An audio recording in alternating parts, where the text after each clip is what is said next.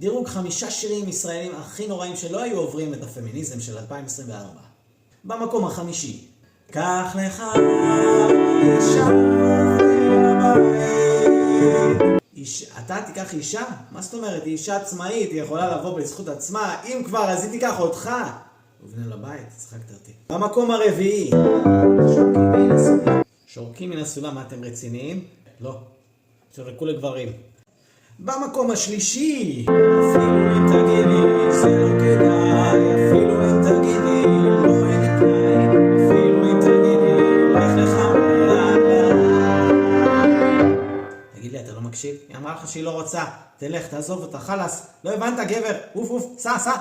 במקום השני, אתם מוכנים? אחר כך הוא אומר לי, תשתקי כבר, שימה.